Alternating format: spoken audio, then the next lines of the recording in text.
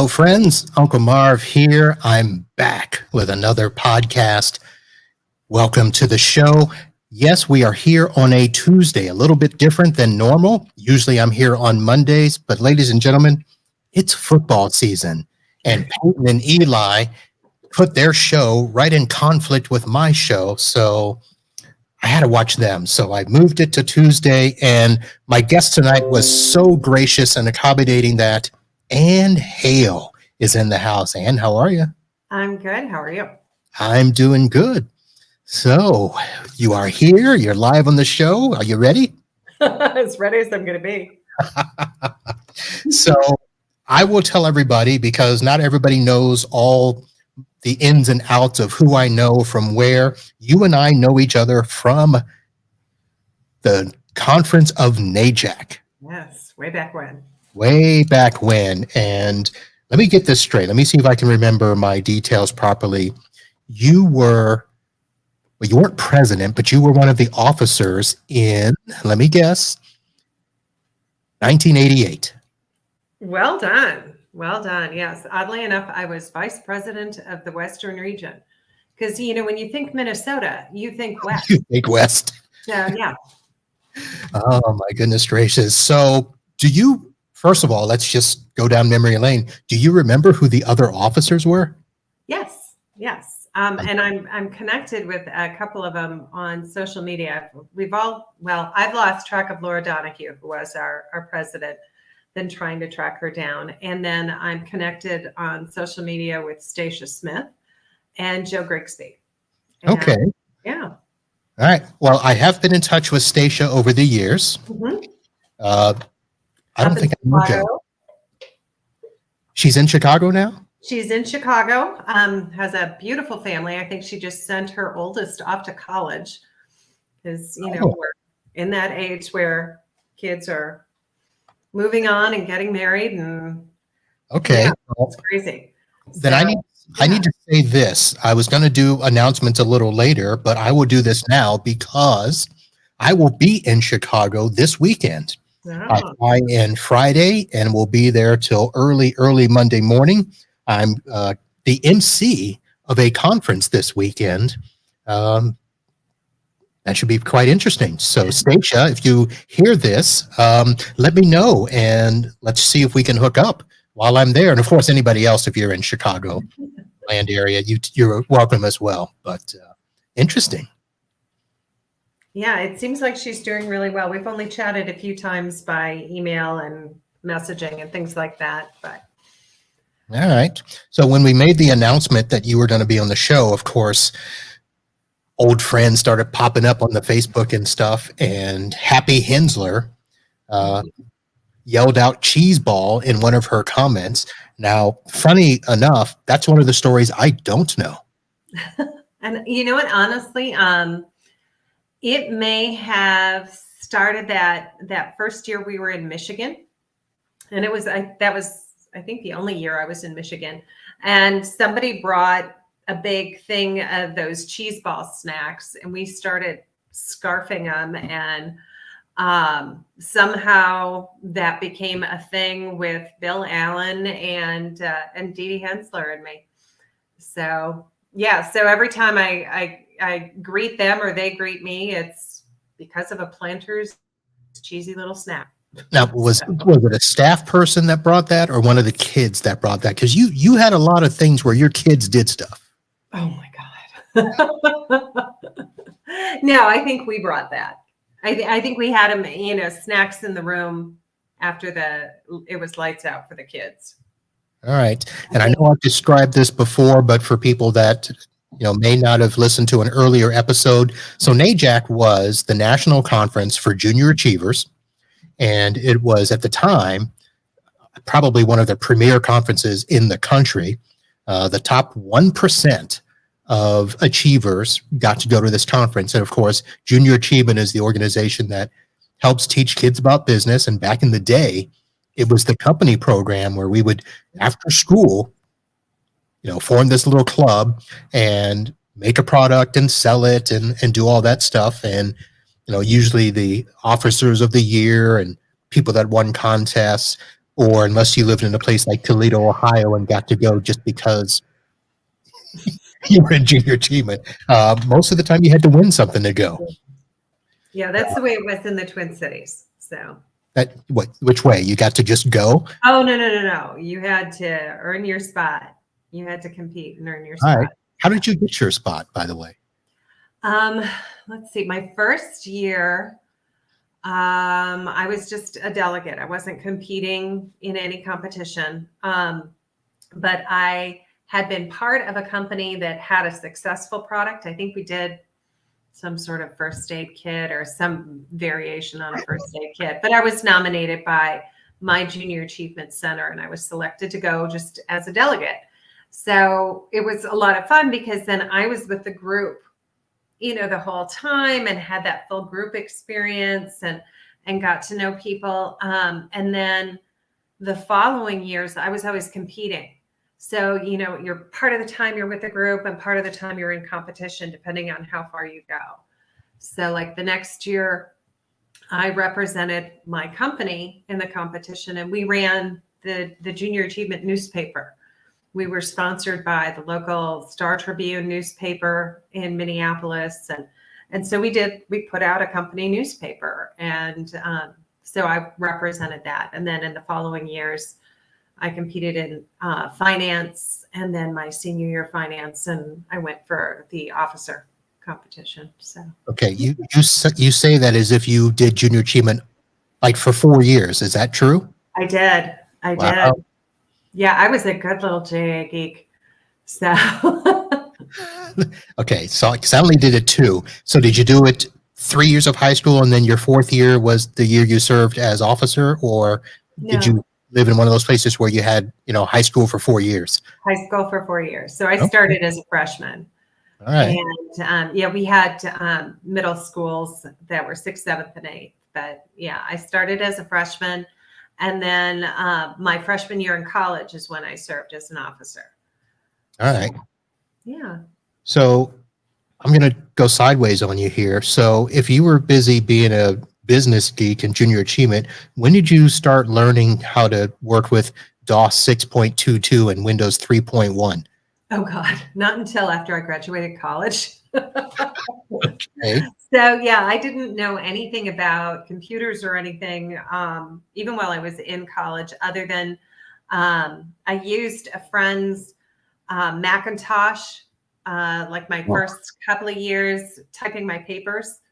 And then my junior year, I bought a Macintosh computer, and again, just used it for the word processor and spreadsheets. And then what happened was, as I graduated, I had a degree in economics and a minor in math. And my plan all the way was to go into corporate finance. It was just, that was what I was going to do. And I was interviewing for a lot of different jobs. And there was one, they were making an offer to me, but I was freaking out because I was going to have to go to business school in 2 years to get an MBA. And I had this panic of what if I don't get in? What if I can't get into a good MBA program, or, whatever. I just panicked. And a company called West Publishing offered me a position that paid a little bit more, but they would teach me how to program. They were taking all kinds of different degrees and training people to program. And West Publishing they've been bought out, a legal publisher. So if you see like those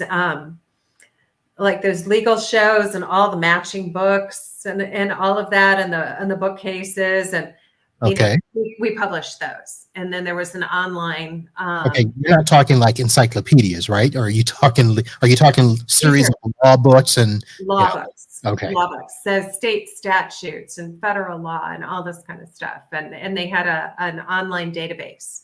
So this was like back in before Al Gore brought the internet to us. All right. Yeah, so that's how I ended up in programming, which was a really long-winded answer to your question. That's okay, because I'm gonna hyperspace forward to now, because finance is not what you're doing now. So No. tell us what you're doing now, because I don't think I even understand, except for the fact that you were studying for your SOC exam. Well, and actually, I'm not studying for a SOC exam. I am managing our company's SOC 2 Type 1 certification. Yeah. Okay. So, yeah. Anyway, actually, at this time last year, I was studying for my digital marketing certification.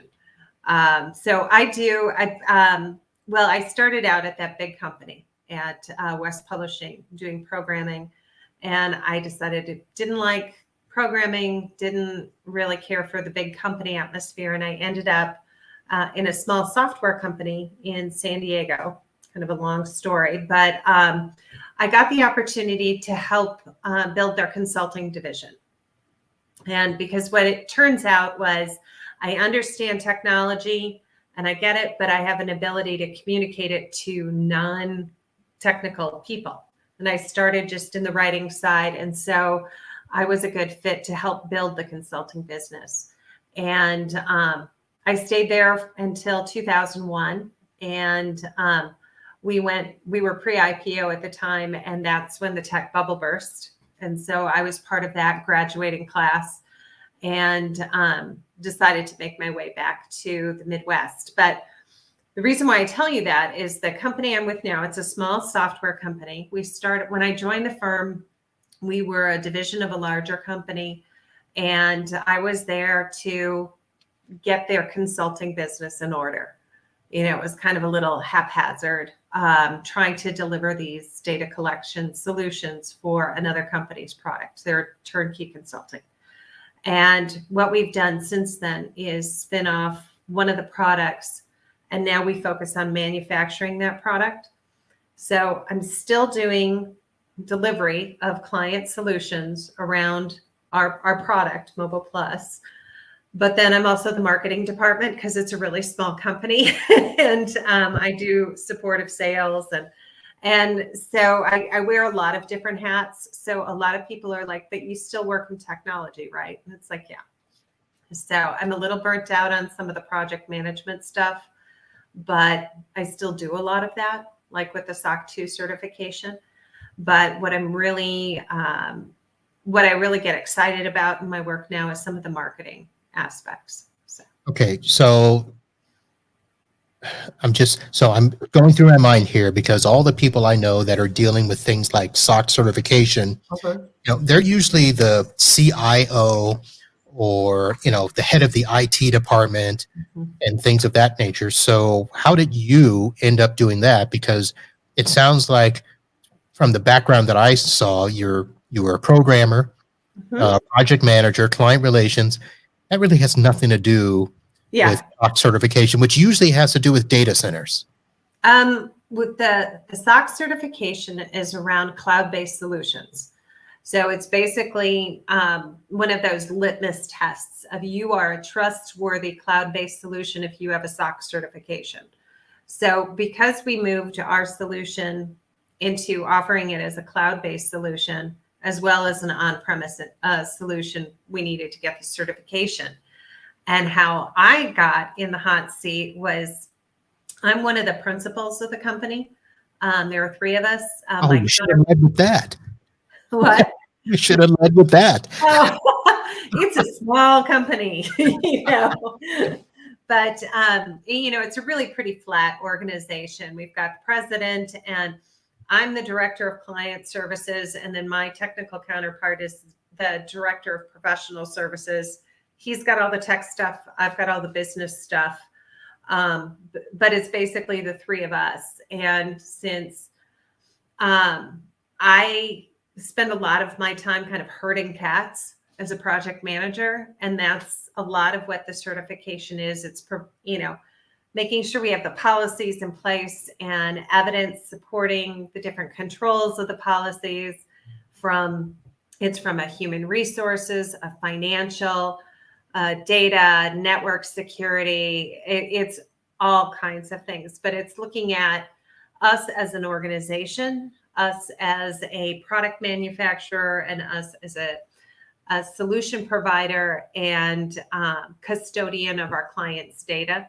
So it touches a lot of different areas, but the main reason why my boss wanted me to take point on it is because I can run projects in my sleep.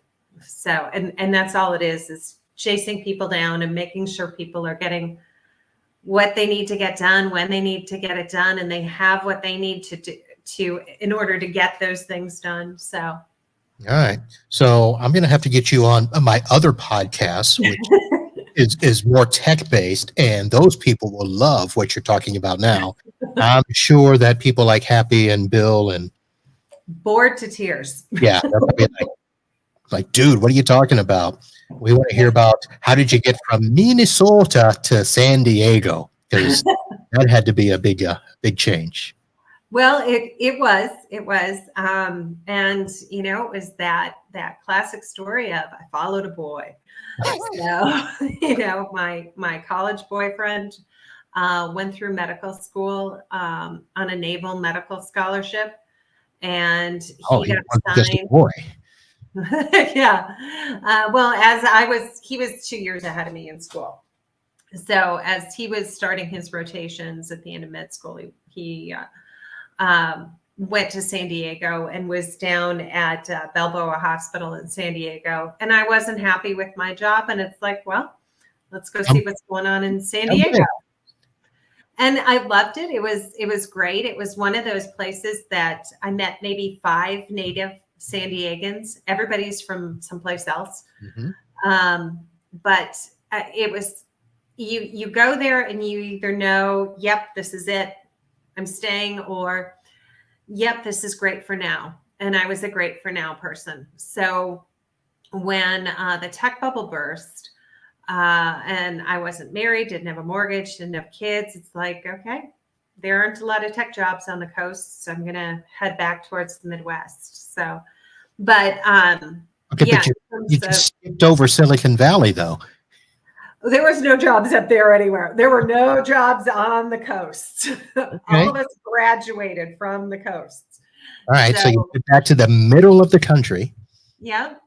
Yeah. When I first moved out to San Diego, to give you an idea, economies on the coast run really drastic. At least, you know, I noticed this in California. When it's good, it's off the charts amazing. When it's bad, it's bad. Orange County, the neighboring county just north of San Diego, was bankrupt when I moved there in '95. They didn't have trash service. They didn't have basic residential services in some areas because it was that bad. And is that when they were all complaining about stealing each other's water and stuff like that?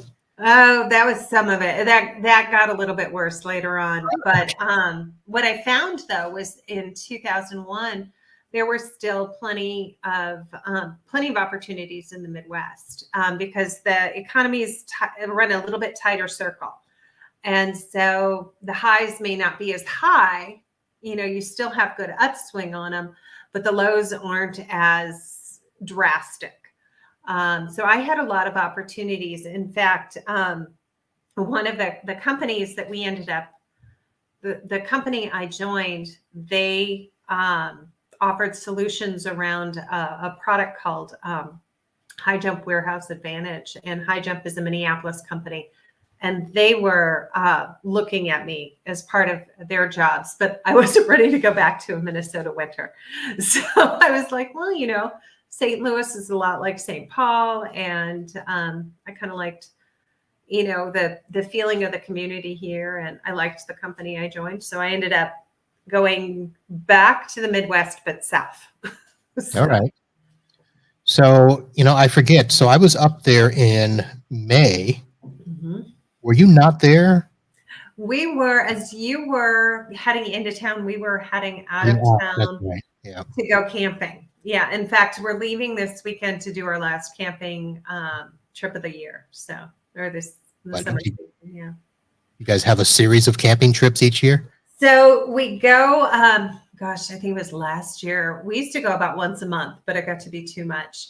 So we go about every 6-8 weeks or so. So we end up going camping probably about 4 or 5 times over the course of the season. Okay. And describe camping. Is it, we got a trailer in the back of the car, or is it tents? Is it hiking? Is it make your own fire? Is it naked and afraid type stuff? What is No, no, no, no. It is tent camping. It is tent camping, Oh, but I will okay. tell you that I will not go anywhere where I can't take my coffee maker. So we have power at our campsite, Okay. and the tent is pretty decked out. Like we have a little fridge, and we grill out. It's a place called Montauk State Park. We're right on a river. It's Uh-huh. beautiful. I really love it.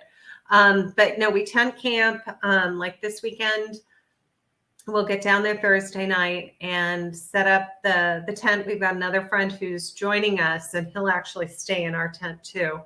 But sometimes friends will join us, and they'll have campers, and then we fish, both rod and reel and fly fishing. And then on Friday we kayak. So we're going to take the kayaks out and do a float trip on Friday, and build a Okay. big fire and all that kind of stuff. I don't see you as a fly fisher. Yeah, surprise. I didn't know that about me either. But I grew up and with a dad who I had an older brother, but he wasn't really into any outdoor stuff, but I loved it. And so my dad would take me fishing and take me out and hiking and all that kind of stuff. And so I lost my dad. Actually, yesterday was the anniversary of his passing about 8 years ago. And so when I'm out there, I feel really close to him. So, but yeah, I have my own fly rod and crazy things.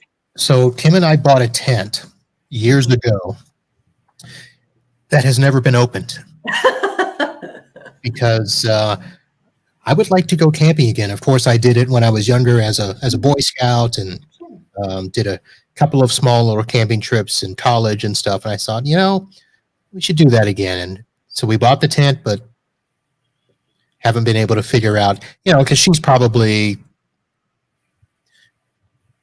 watch this later, so I'm gonna very delicate with what I say. She would need more than the coffee maker. Well, the guy that's joining us, his girlfriend won't join us because unless she can stay in a cabin, she's like, no, I'm not doing that. Okay. And this is actually, it's a tournament weekend. It's the Missouri Trout Fishermen's Association tournament, which for us, we've actually, we kind of stumbled on it one year, and now it's kind of fun to go because they really put a lot of trout out in the streams. But there were no cabins to be had, so Michelle won't be joining us. Oh, that's a shame. Now, of course, so I forget if it's a 6 or 8 person tent. So, because I had to get it big enough that we could do all the amenities and stuff. So, is that the size tent that you got, since you got the fridge and everything in there? Well, they say, we got this tent, I guess about 5 years ago. It's one of those instant pop-up tents. We can literally put it up in like a minute and a half. But it's got 3 rooms in it. So it says that it sleeps 12, but we've decided it sleeps maybe 12 10-year-old kids. So we've got, I think it's a queen size inflatable mattress that we have on one side, and they're like these little room dividers. And so we'll do that. Like, Carl will be staying with us. He'll have, his room. He has a mattress over there. And then in the middle, it's probably like an 8x8 room. I think the whole thing is like, not 8x8. I think the whole thing's like 10x20. Okay. So ours isn't, ours is we've got a tent and a front porch area. That's what we have. So yeah, that's what our old one was. So. Okay. Very interesting. Yeah. I'll have to remember the next time I'm in St. Louis, I can go camping. You can go camping.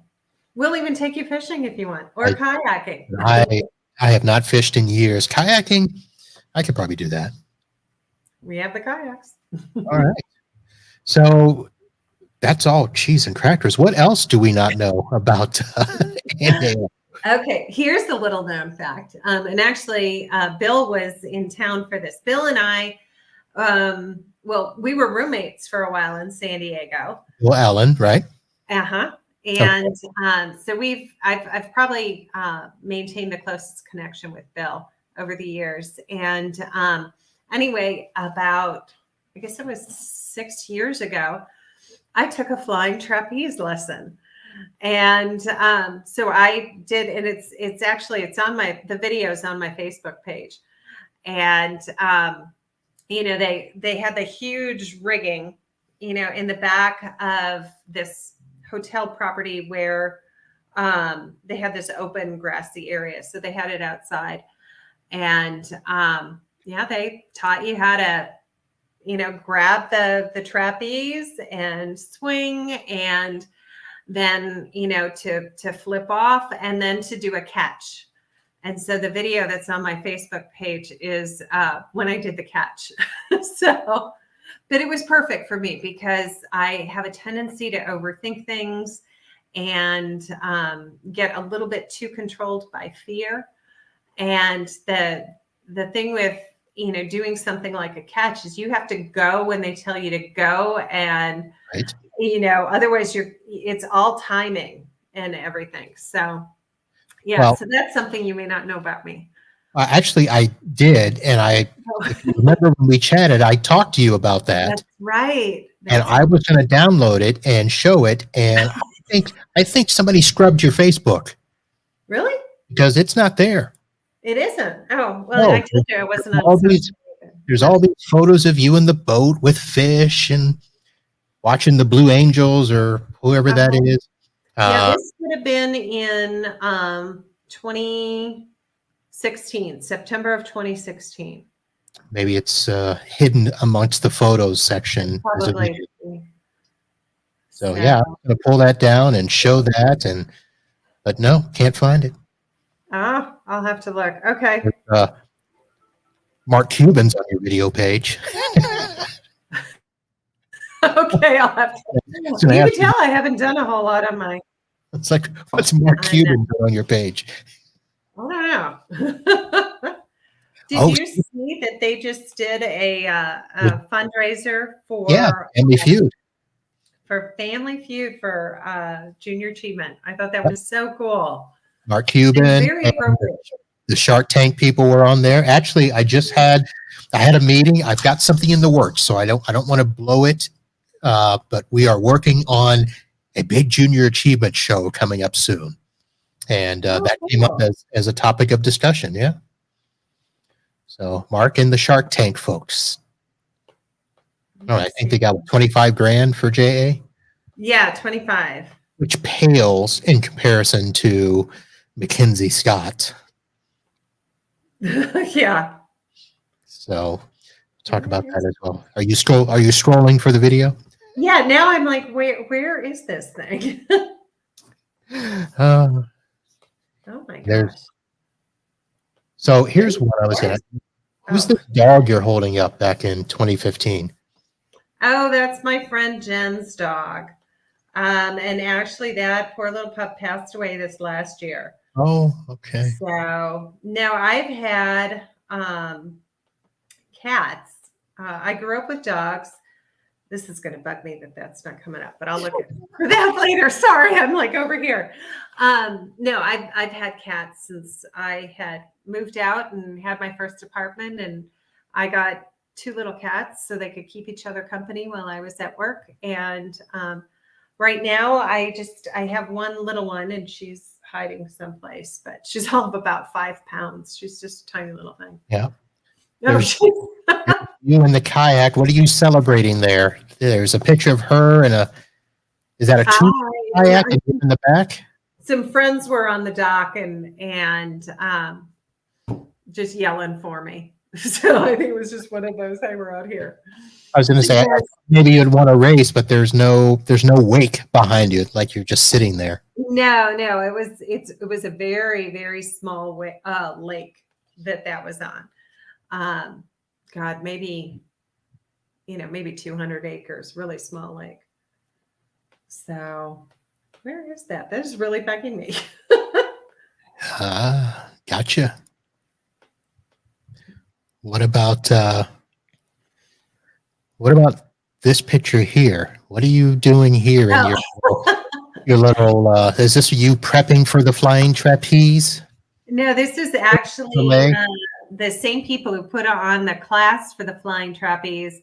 I took a silks class from them. So the silks that I guess if you think of like Pink's concerts, she's climbing around on these.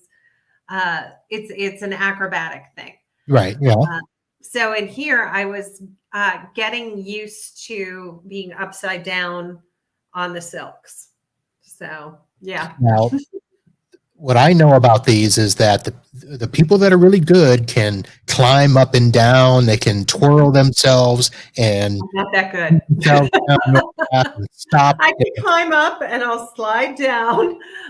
Sometimes on purpose, sometimes just gravitationally. But yeah, it was a lot of fun. It was a lot of fun. The lesson in that one for me was I would try and muscle my way through things. And with silks, you really have to trust like the placement and the move of your body with the silk. It's a big balance thing. And I didn't take to it as well as I'd hoped.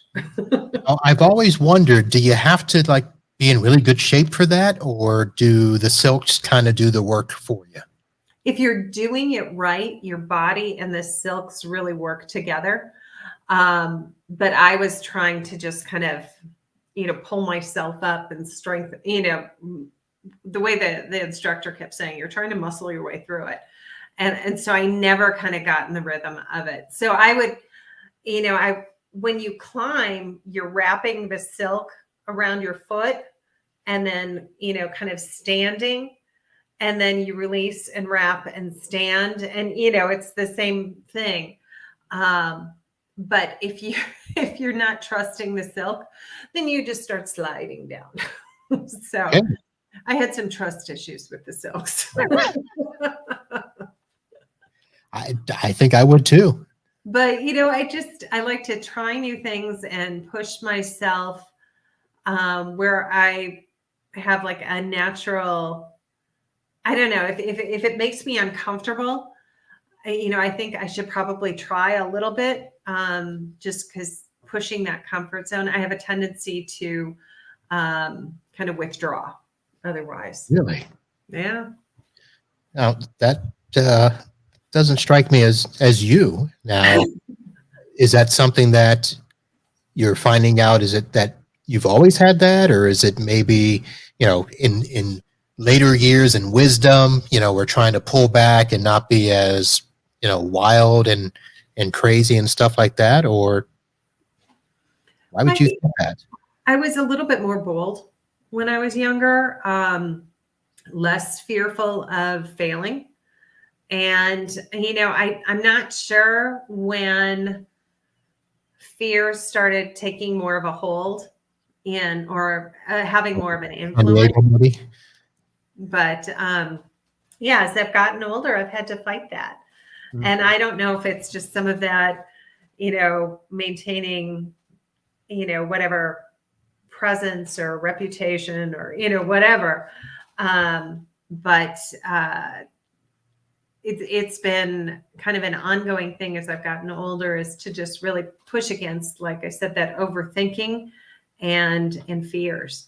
So you have like a bucket list of stuff to do to help with that, or you just get up and go? Some of them are get up and go. Some of them, it was funny, like with the trapeze thing, like I guess it was maybe a year or so, 2 years before, I was doing this 5-year plan workshop with some friends, and it's all about kind of setting goals and breaking those goals down into different activities that you can use to work towards those goals, but really think about what you want. And one of the exercises was a vision board. And I'd heard of vision boards before. And in this exercise, you're just pulling in these different images and words and things that appeal to you. And one of the things I pulled on there, there was this picture of a girl on a trapeze. And I liked it for some reason. And it was, shortly after my father died. And I hadn't been thinking about like what I want, but I think it was kind of, it was made very clear that life is short. And so I had done that. I put the trapeze picture on there. I put a picture of a girl doing the silks exercises and a bunch of other pictures. And then, this opportunity, came up with the trapeze, and I took the class, and I came home and I saw the vision board. I'm like, oh, hey, look at that. It's right there. And, another one that had come up a few years ago, I'd done the exercise again, and I put a picture of this little kind of country cottage, with the thatched roof like you see in England. Uh-huh. But for whatever reason, it appealed to me. And last spring, my aunt started planning a trip to England. And I just was joking. I'm like, oh, can I come too? And they're like, we'd love it if you came. So my aunts have been planning the whole thing. And it's going to be my two aunts and me. And my Aunt Sue had rented a cottage in Wales for us. And, we're going to fly into London and then head out to Wales. And we may spend like one night in an inn out there on a longer day trip. But she sent a picture of the cottage, and it looks almost exactly like the one on the vision board. Really? So it's, it's kind of funny. Some of these things you put it out there. Yeah, gotta do it. So when is that? Do you have the dates yet, or? Yeah. I'll be there at this time next month. Oh. So yeah, I fly up to Minnesota to meet up with them on the evening of the 5th. We leave for London on the 6th and get back on the 16th. So yeah. 10 days. Well, a day travel and a day back, so 8 days. Yeah. That's still a good trip to. It'll be fun. It'll be fun. So I'm really excited about it. So, and these are aunts that I actually just recently met through Ancestry. Really? Yes. So my mom didn't Did you do the Ancestry, or did somebody else? No, my mom did. And she got connected with my Aunt Anne. And my mom had never known her biological father. And she got to meet him, and I got to meet him. We met them in 2017. She met them, I think, in 2016. I met them in 2017, and just immediately bonded with my aunts Anne and Sue. And so now I can't even imagine my life without them. I haven't known them very long, so I'm really excited to spend this time with them.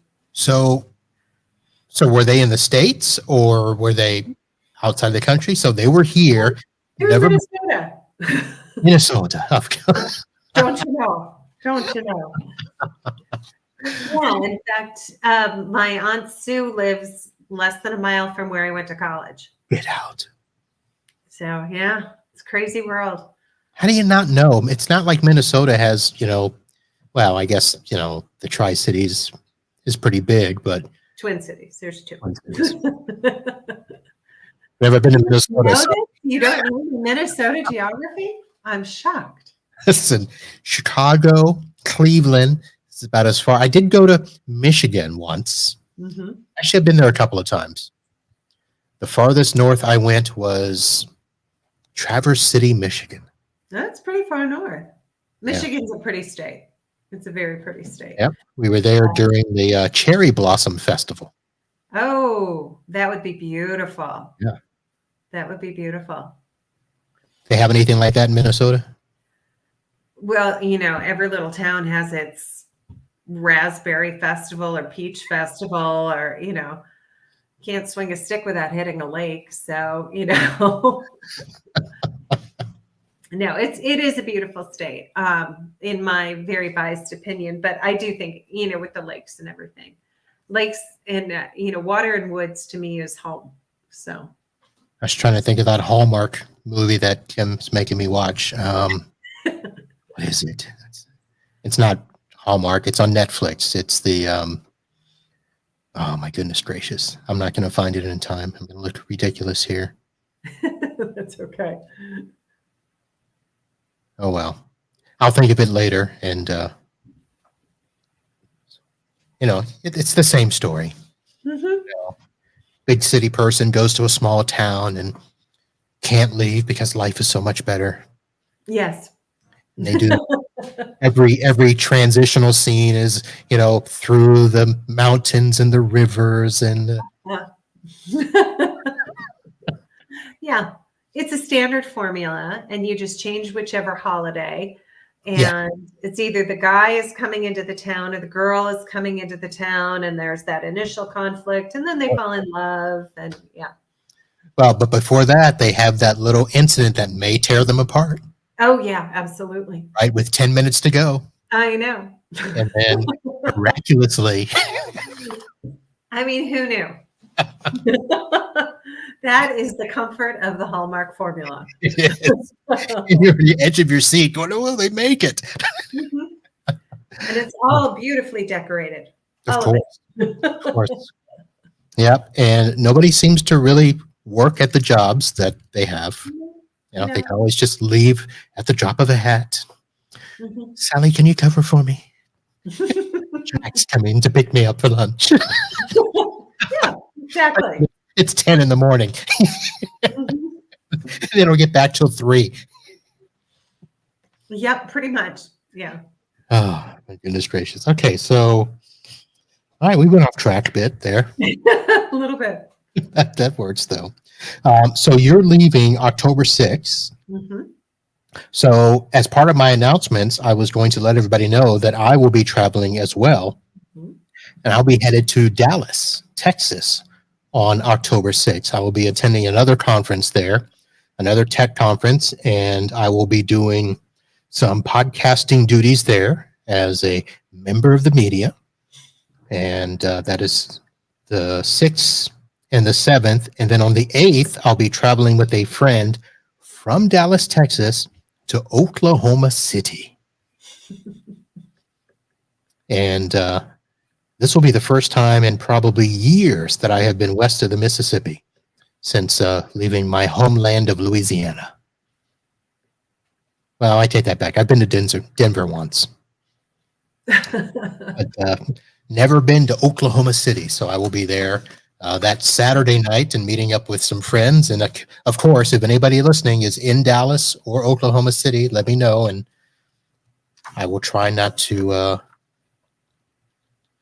do what others do and not hang out when we have the chance. So let me know. And you're going to get back now.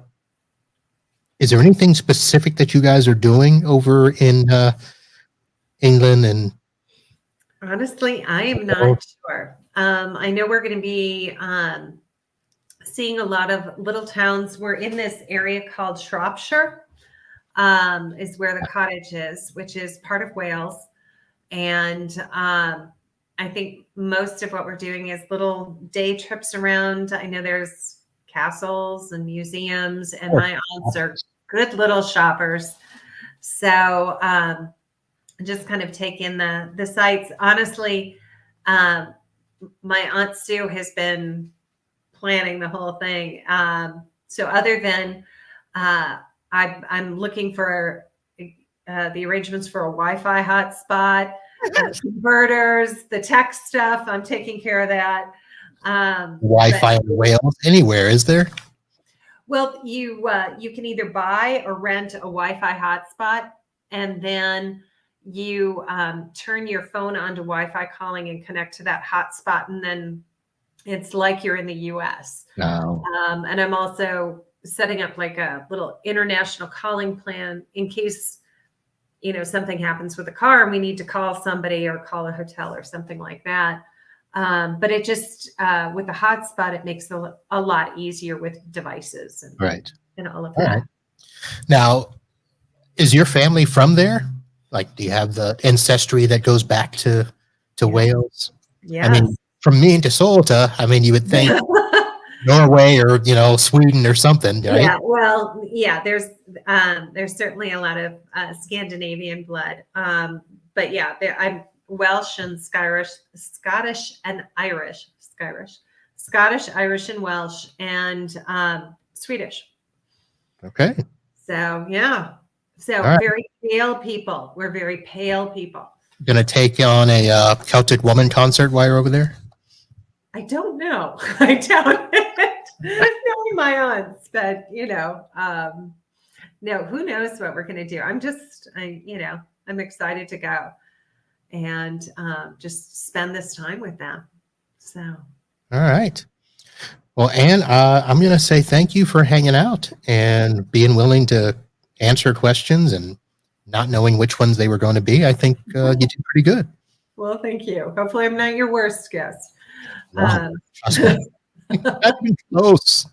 But I've got to figure out, I'm curious about what happened with that trapeze thing. So I'll let you know when I find it. Well, there will be a follow-up. There will be a follow-up, that we can post and update to everybody and show the video. And yes, I did see a video. There was a real video of Anne, and she does go up in the air. Mm-hmm. And do you actually, you did a flip and, connect to the other person. Yeah. Midair. Yeah, you swing out and you basically have to catch. So, I start with the trapeze and then have to flip my legs up on the trapeze and swing up and then hang by my legs and then catch the other person and then they toss me. So we'll find that video and put that up and get back to you folks. And that's going to do it for our show tonight. I want to say thank you to Anne and for all the shout outs we had to Stacia and Happy Hensler and Bill Allen. I'm sure Schaefer is going to be watching here along with some other friends. And we're going to head out of the podcast here. Let me make sure I find the right music to get us out here. And I guess there's one question left to ask, Anne. Are you a turtle? Am I a turtle? Oh my God. I haven't heard that question, nor do I really remember what it's about. I just know it's like, I haven't heard that in a long time. So you'll get some comments about that. And I'm sure. We'll say good night, folks. Thanks for hanging out. And I'll be back with another podcast real soon. And if you're headed to Chicago, or if you live in Chicago this weekend, or are in the Dallas and Oklahoma City's area at the beginning of October, let me know. And we will check back with Anne after she makes her trip across the pond. Absolutely. All right. Thanks a lot, Anne. And for everybody else, have a good night. And until next time, holla.